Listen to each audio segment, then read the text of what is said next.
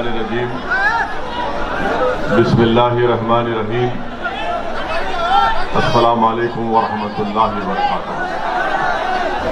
मेरे अजीज दोस्तों और बुजुर्गों, मैं बीजेपी की सरकार से पूछना चाहता हूं, क्या ये बात सच नहीं है कि जब कोरोना की दूसरी लहर आई,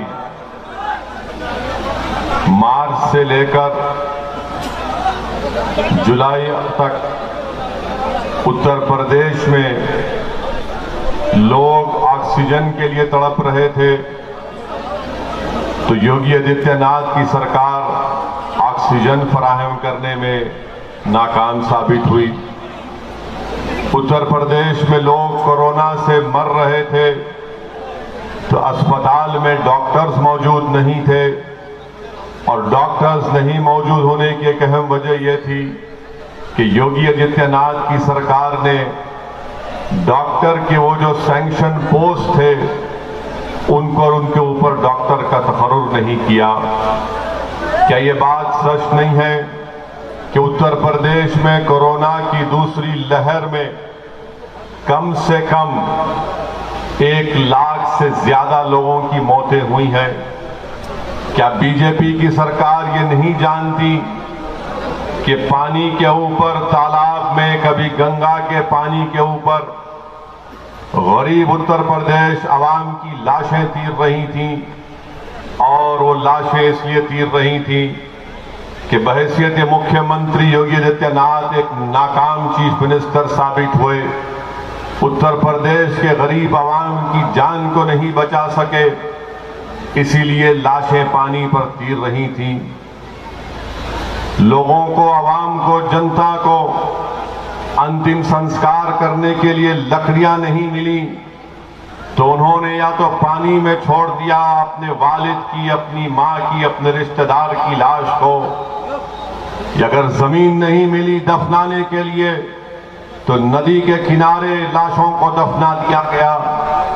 बताओ उत्तर प्रदेश की बीजेपी की सरकार, क्या ये सच नहीं है कि इस दुनिया ने देखा और हमारी आंखों ने भी देखा कि कैसे नदी के किनारे कुत्ते किसी के बाप की, किसी की मां की लाश को लोच लोच कर खा रहे थे?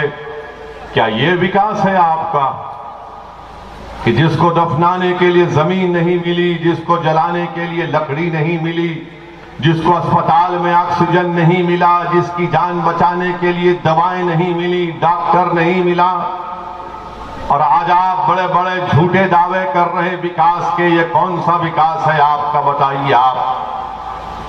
और अफसोस तो इस बात का है कि हमारे प्रधानमंत्री जो अमेरिका के दौरे पर गए, और उनको इस बात की बड़ी नाराजगी है प्रधानमंत्री को, कि हमको भी नाराजगी है कि हमारे देश का प्रधानमंत्री जब अमेरिका के सदर के घर व्हाइट हाउस पर गया तो प्रधानमंत्री जब गाड़ी से उतरे तो वहां पर जो बाइडेन नजर नहीं आया।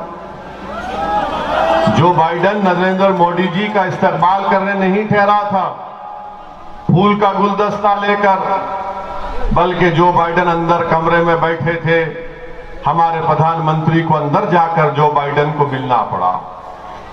प्रधानमंत्री अमेरिका के दौरे से वापस जैसा ही उतरे, रात में 8:45 पर पार्लियामेंट की नई बिल्डिंग को देखने चले गए, और जाकर बड़ा तफसीली मायना किया, घूर घूर कर देखा बिल्डिंग कितनी बड़ी बन रही है, क्या काम हो रहा है।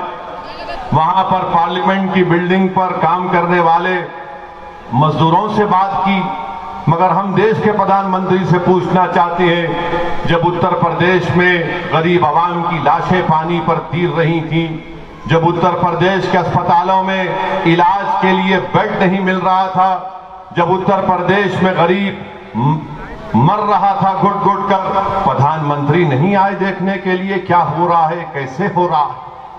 मगर पार्लियामेंट की एक जेर तामीर बिल्डिंग को देखने के लिए प्रधानमंत्री अपने कैमरामैन को, अपने फोटोग्राफर को लेकर जाते हैं। आज आप बताइए कि जब लोग उत्तर प्रदेश में 1 लाख से ज्यादा कोविड की सेकेंड वेव में मर गए, इनके ताल्लुक से कोई कुछ नहीं कहता। जिला परिषद का चुनाव कराया गया, 1200 गवर्नमेंट के मुलाजिमीन की मौत हो गई कोविड की वजह से। क्या ये विकास है? मुख्यमंत्री कहते हैं कि मैं राशन सबको देता हूं, और उन लोगों को पहले मिलता था जो अब्बा जान कहते थे। हम उत्तर प्रदेश के मुख्यमंत्री से पूछना चाह रहे योगी आदित्यनाथ, क्या ये बात सच नहीं है कि मोदी सरकार ने पार्लियामेंट को ये बताया, भारत की संसद को, लोकसभा को, जो मुल्क की सबसे बड़ी पंचायत है, कि पूरे देश में 9 लाख ऐसे मासूम बच्चे हैं जो भूख और फाका कशी की वजह से कमजोर पड़ चुके। तो लोकसभा में मोदी सरकार ये बताती है कि पूरे मुल्क में 9 लाख अगर बच्चे कमजोरी का शिकार हो चुके हैं भूख और फाका कशी की वजह से, तो 4 लाख तो सिर्फ उत्तर प्रदेश के थे। क्या यह आपका विकास है योगी आदित्यनाथ? आज उत्तर प्रदेश में लाखों की तादाद में नौजवान बेरोजगार हो चुका। रोजगार की तलाश में नानपारा और बहराइच का नौजवान दिल्ली या कभी मुंबई जाकर अपनी किस्मत चमकाने की कोशिश करता है, अपने दो वक्त की खाने के इंतजाम करने के लिए इतने दूर दूर चला जाता है। बताओ आपने कितने उत्तर प्रदेश के बेरोजगारों को रोजगार दिया? और खुद असेंबली में योगी सरकार के मंत्री कहते हैं कि उत्तर प्रदेश में 33 लाख बेरोजगार नौजवानों के नाम लिखे गए जिनको नौकरी की जरूरत है। रोजगार किसको मिला? अगर मैं आज इस हजारों की तादाद के इस जलसे में आपसे एक सवाल करूंगा कि कितने लोगों को नौकरी नहीं मिली, जरा हाथ तो उठा दो। कितने लोगों को नौकरी नहीं मिली, हाथ तो उठा दो। क्या बाबा ने नौकरी दी आपको? अब बाबा ये देखना नहीं चाहते, बाबा जो बोलेंगे नहीं अब्बा जान है, इनको नौकरी क्यों देंगे हम? नौकरी तो सबको चाहिए ना, चाहे वो किसी मजहब का हो, किसी जात बरादरी का हो, मगर झूठ पे झूठ इतना कह जाते हैं कि नौकरी दे दी गई। अच्छा, फिर ये भी कहते हैं कि उत्तर प्रदेश में कोई दंगा फसाद नहीं हुआ, झूठ कहते हैं। क्या ये सच नहीं है योगी आदित्यनाथ कि 2019 का नेशनल क्राइम रिकॉर्ड ब्यूरो का डेटा कहता है, जो अमित शाह की मिनिस्ट्री के अंदर आता है, 2019 में 5000 से ज्यादा फिरकापरस्त वाकयात पेश आए। बताओ इसका जिम्मेदार कौन है? क्या आपकी सरकार नहीं है? फिर कहते हैं कि उत्तर प्रदेश में महिला सुरक्षित है, महिला यहां पर सेफ है। ये भी झूठ है। पूरे भारत में अगर सबसे ज्यादा महिलाओं पर जो जुल्म के मुकदमे अभी तक शुरू नहीं किए गए या बर्फदान में पड़े गए हैं, वो करीब 1,80,000 के करीब मुकदमे हैं। क्या ये आपका विकास है योगी आदित्यनाथ? क्या ये बात सच नहीं है कि उत्तर प्रदेश के कई दवाखानों में 1400 डॉक्टरों की जायदादें खाली पड़ी हुई हैं? और फिर मुसलमानों के ताल्लुक से योगी आदित्यनाथ ये कहते हैं कि हम ना भेदभाव नहीं करते। अरे अगर भेदभाव नहीं करते तो अब्बा जान का नाम क्यों निकला आपकी जबान से? अब्बा जान का नाम क्यों निकला आपकी जबान से? क्यों आपके दिलो दिमाग में ये बात बैठी हुई है कि अब्बा जान के बोलने वालों का ताल्लुक किसी एक मखसूस मजहब से है? हम योगी आदित्यनाथ की सरकार से पूछना चाहते हैं, बताओ क्या ये बात सच नहीं है कि प्रधानमंत्री योजना ग्रामीण में कितने घर आपने अपने मुसलमानों को दिए? बताओ आप। सैंक्शन तो बहुत कागज पर कर दिया, मगर क्या तुमने एक घर भी मुसलमान को दिया? बताओ, अगर किसको दिया, 10 नाम बताओ। इतने घर मंजूर हुए मगर कितनों को घर मिला बता नहीं सकते। फिर कहते हैं कि ओवैसी आकर भेदभाव की बात करता है, ओवैसी आकर मजहब की बात करता है। अरे मैं तुमको पूछ रहा हूं कि 4.5 साल का रिकॉर्ड हम तुमसे सवाल कर रहे हैं योगी आदित्यनाथ कि 4.5 साल में तुमने क्या किया? बताओ। तो लंबी लंबी छोड़ना शुरू कर देंगे। मेरे अजीज दोस्तों और बुजुर्गों, आज आपको ये जानना पड़ेगा कि योगी आदित्यनाथ सरकार ने अगर भारत में सबसे कम पढ़े लिखे मुसलमान लिटरेसी रेट उत्तर प्रदेश में गए तो मुसलमानों का है। सबसे कम पढ़े लिखे लोग अगर हैं तो यहां पर उत्तर प्रदेश में कोई है तो मुसलमान है। सबसे कम पढ़े लिखे अगर महिलाएं हैं तो मुसलमान हैं। इसका जिम्मेदार कौन है? असदुद्दीन ओवैसी है या योगी आदित्यनाथ या फिर समाजवादी की पुरानी हुकूमत रही है?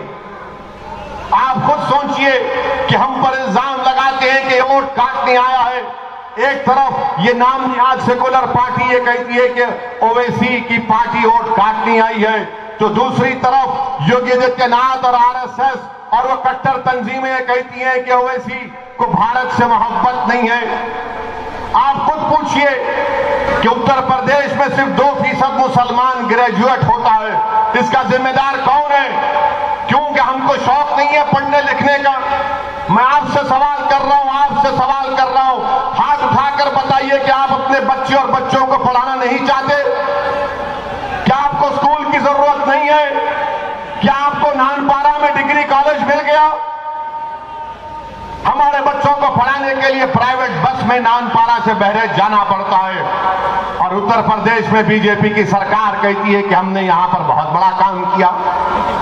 सादात कॉलेज का जिक्र मौलाना ने भी किया। उसका सदर डीएम है, नायब सदर तहसीलदार है। बताओ, जब डीएम सदर है तो क्या किया सादात कॉलेज में? योगी आदित्यनाथ ये सादात कॉलेज को अपने खंडेर पर वीरान बनाकर रख दिया। मेरे अजीज दोस्तों और बुजुर्गों, यही सवालात जब मजलिस इत्तेहाद और मुस्लिमीन